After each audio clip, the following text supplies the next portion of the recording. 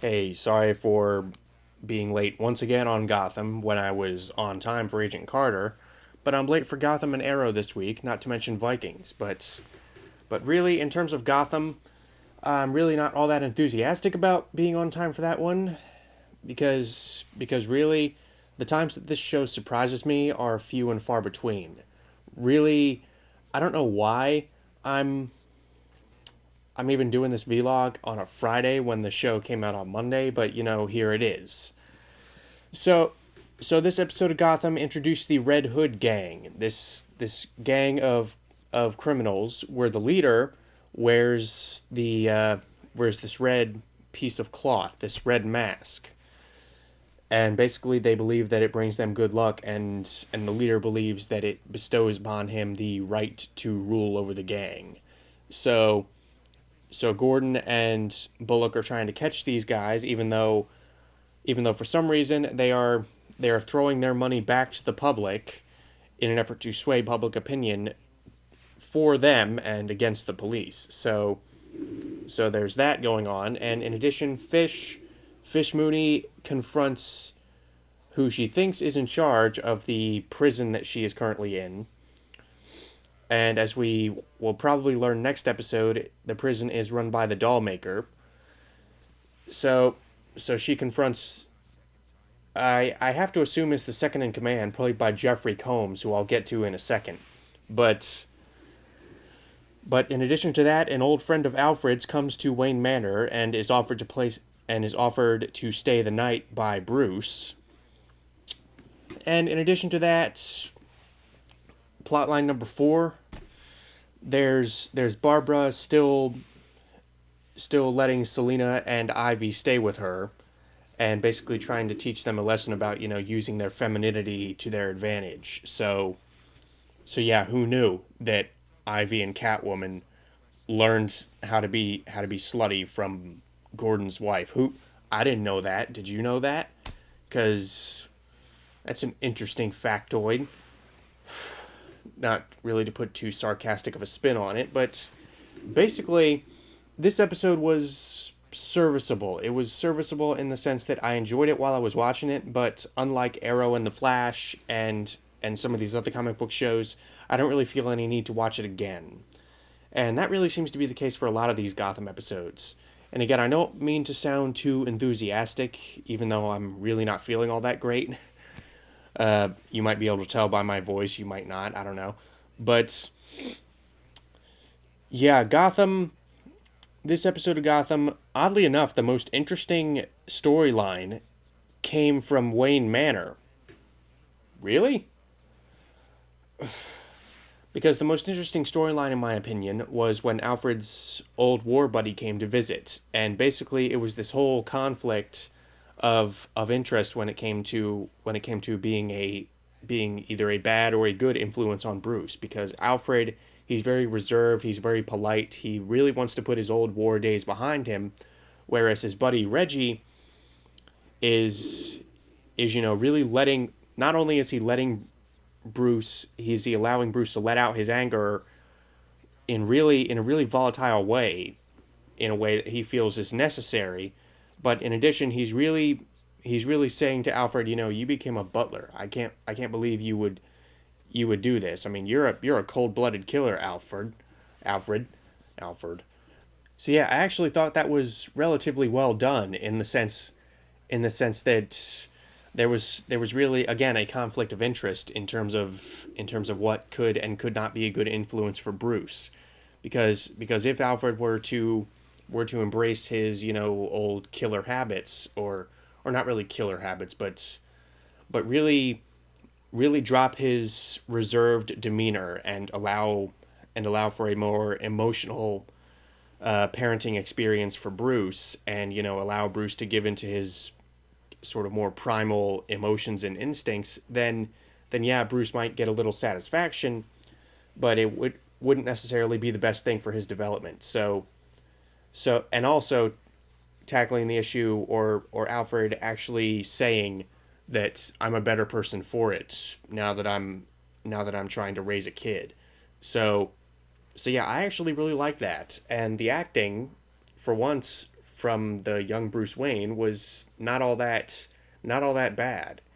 He didn't really try to do anything too, for lack of a better word, robotic or adult to where he was clearly out of his element.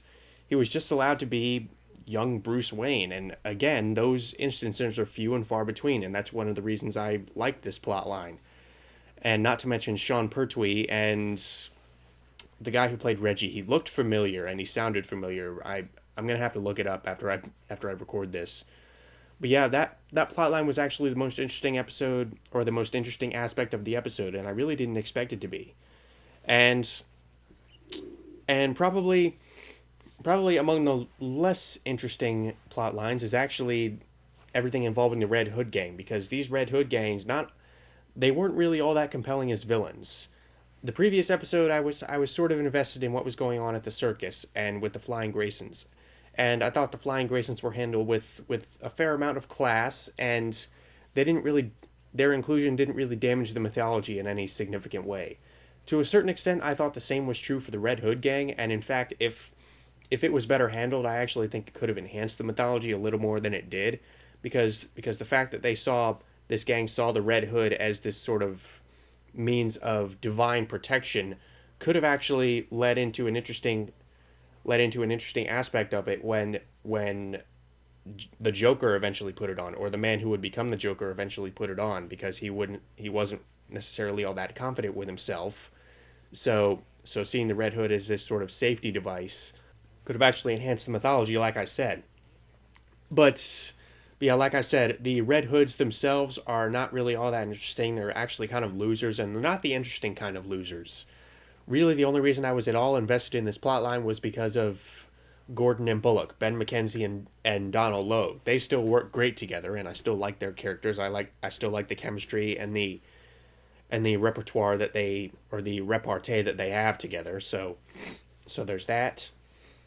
But yeah, definitely the least interesting arc in the story, or arc in the episode, was the arc, if you could even call it that, between Barbara and the kids. First of all, this whole scene really had almost an element of pedophilia going on. How she mentions that she likes having those two kids there. That would have been fine on its own, but the fact that she's actually,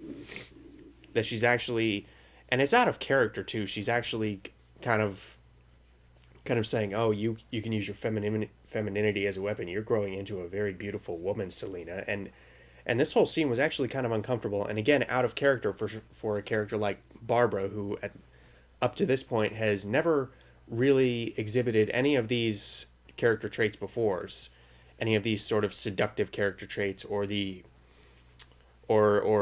she hasn't really demonstrated herself to be the brightest bulb in the box, is what I'm saying. And the fact that she is now essentially mentoring these two teenage girls, it just seemed kind of random. And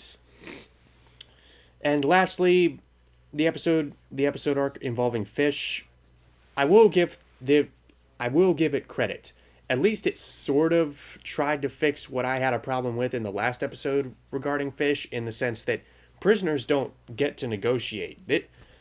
Her meeting with Jeffrey Combs was really more to humor her than anything else, just to kind of see what the fuss was about. Jeffrey Combs really was telling her, you have no power.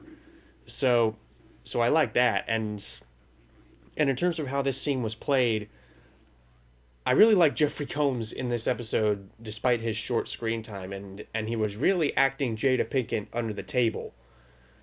Because Jeffrey Combs, he's Jeffrey Combs. He handles this sort of theatrical, almost horror movie style acting, almost classical horror gothic style acting, much better than Jada Pinkett, who, again, as I've said many times before, absolutely sucks on this show.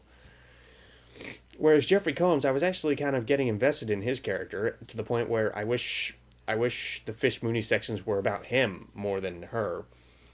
But yeah, there was really not much in the way of advancement in that particular storyline, aside from the fact that she did not want Jeffrey Combs to have her eyes, so she actually scooped one of her eyes out with a spoon, which, yeah, it was disgusting, but But in all honesty, hopefully I'm not conveying any conflicting messages by saying this, but it was actually more for comical effect than any kind of shock value, because she just sort of takes the spoon, scoops her eye out, and I'm thinking, yeah, okay, that wouldn't kill you.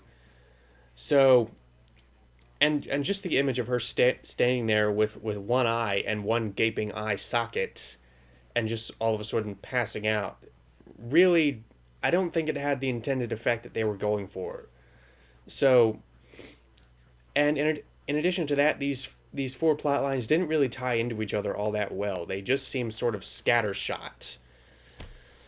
But for the most part, the pros of this episode just barely outweighed the cons, to the point where I was able to sit there and watch this episode and not really feel too insulted by it.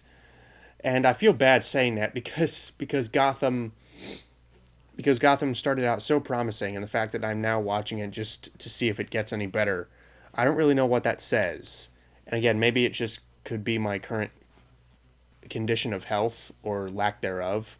But yeah, we'll just see what happens next week.